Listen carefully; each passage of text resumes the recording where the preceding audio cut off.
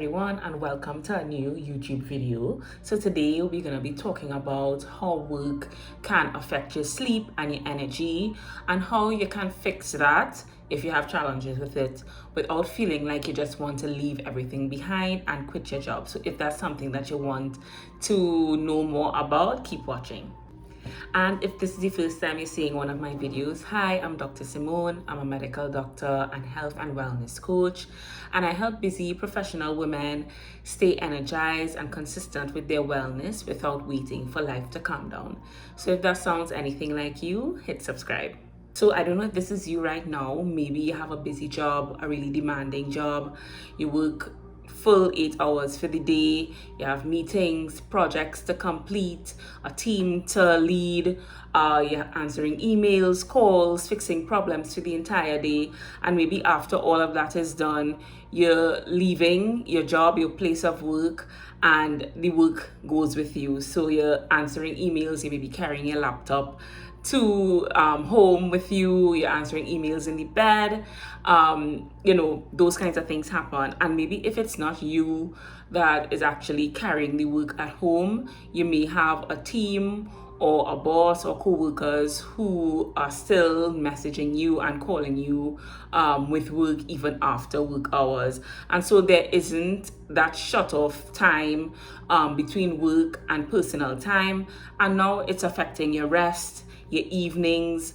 The evenings are even fuller than the days, and your sleep is affected because you don't really get the opportunity to rest fully because there's always things on your mind. And maybe what is happening to the weekends become full of things that overflow from the week, and so your weekends never feel like enough. Then what happens as well, the wellness habits that you want to stay consistent with, maybe the exercise, meal prepping, those self-care things kind of fall apart, especially when work gets busy, because you feel like there's just not enough time to keep up with everything. And I have experience with this because, as you all know, or if you haven't heard my story before, I would have started my career as a medical intern in the public health system.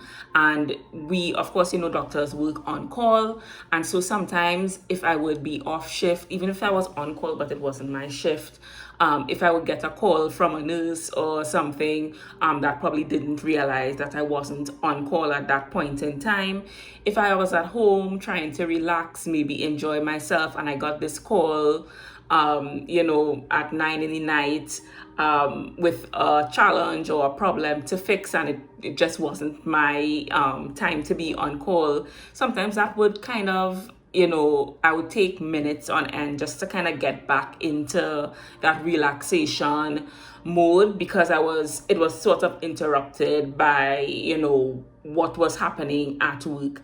And so that is what happens when work kind of overflows into your personal time, your relaxation time. Your nervous system doesn't get to calm down.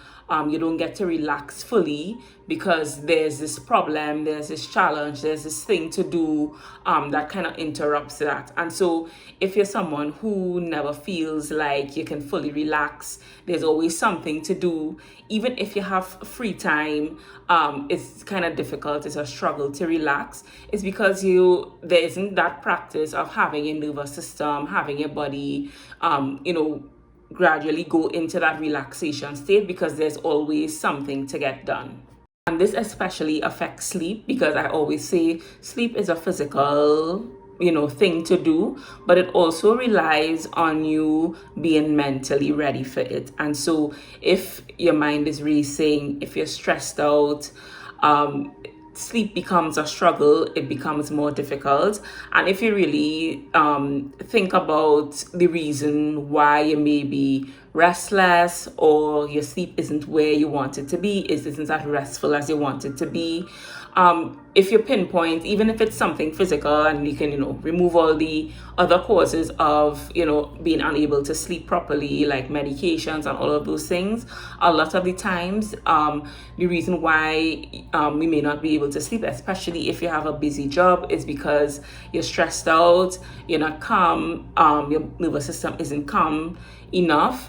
And so having that restful sleep is difficult. Sometimes too, you may get a full 8 even 6 to 8 hours of sleep, and it still doesn't feel like enough because your brain doesn't get a chance to shut off. So if any of those things sound like what you're experiencing now, the good news is that they can change.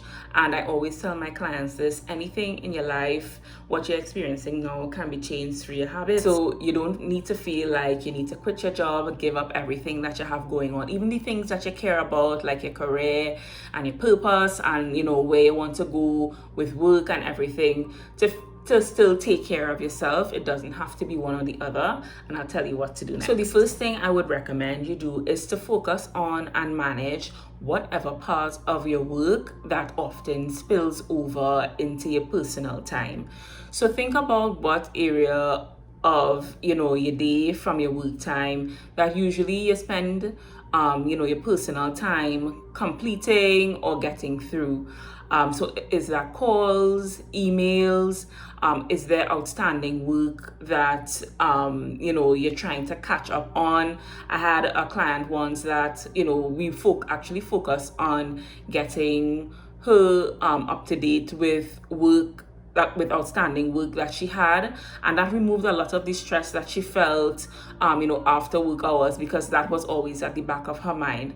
So think about the things that usually spill over into your personal time, into your evenings, that stress you out, and think about ways in which you can get that out of the way. Figure out what support you might need to get those things done, because it just may mean having that sorted out that can give you the peace of mind that you need to enjoy your evenings, to enjoy your rest time, to enjoy your personal time. Is it that you need to maybe manage work tasks in a certain way during the day so that it doesn't spill over into the evenings? Or maybe you need support with finishing or completing something so that it doesn't mean that you have to do everything on your own, and so there's more on your plate. The next thing I would recommend is having a boundary between work time and personal time. And we may all think that we may have that set time when we stop working and when we go into our personal time, but a lot of times that boundary is very blurred. And so you can think about this. When I was thinking about this video, I was thinking about two categories, maybe tangible and intangible ways to set that boundary. Yes, one of the things that used to be a stressor for me with my work was having the phone ring after hours. It would kind of interrupt my relaxation mode.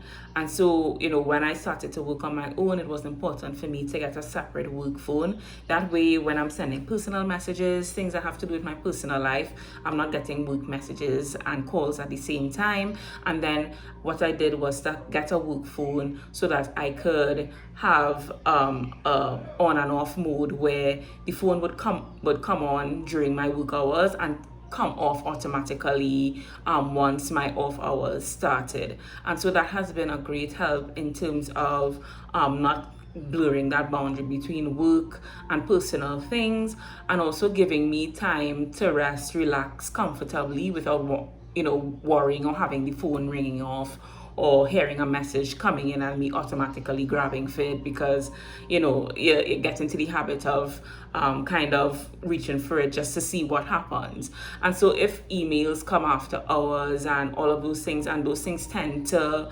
trigger you, or you find yourself checking those after hours, that may be a tangible way of setting that boundary as well.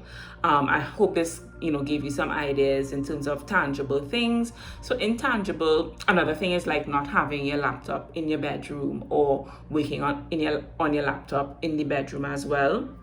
An intangible way is like setting a certain time where you will no longer do work stuff. So maybe that's 4, 5 or 6.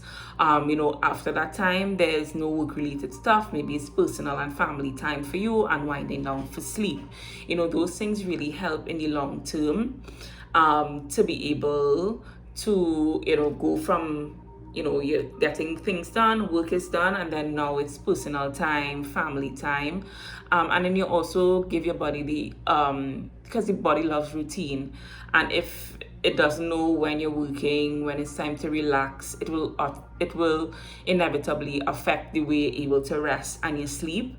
And so when you give your body that routine, when it knows, okay, this is the time where work stops, then it works in the long run when you you want to improve your sleep and your rest as well. The last and final thing I would like to talk about is an evening routine or a wind down routine.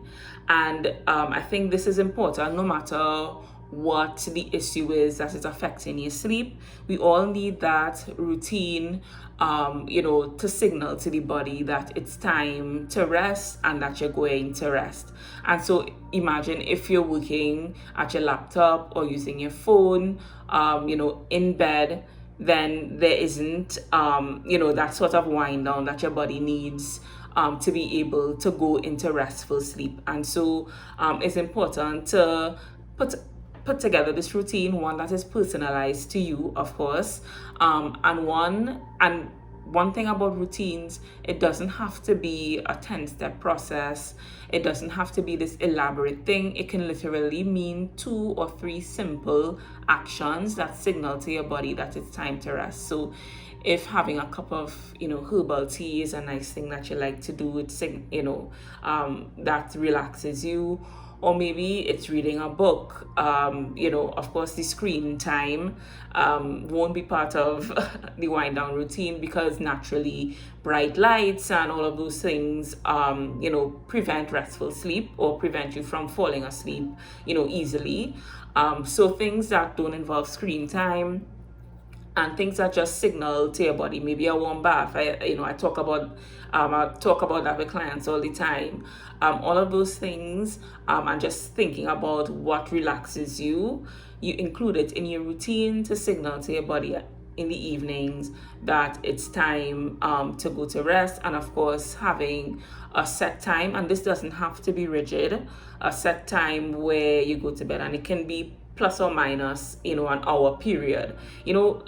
Life isn't this rigid thing. It's very flexible, dynamic. And so if you decide that, by 10 you're going into bed, if it happens at 10:30, 11, maybe some days you go to bed at 9, once you're in that range where you try to go to bed at a certain time, it helps, or a certain time period, it helps in that routine aspect as well. The body loves routine, and so that's why it's important to, if it is your work, like shift hours, those people, in that category get a lot of problems sleeping, because you're sleeping in the day, one day you're sleeping in the night. And so that's a special case, and you can let me know in the comments if you want me to do a video, if you work shift hours, if you work at nights, if that is something you want me to do a video on.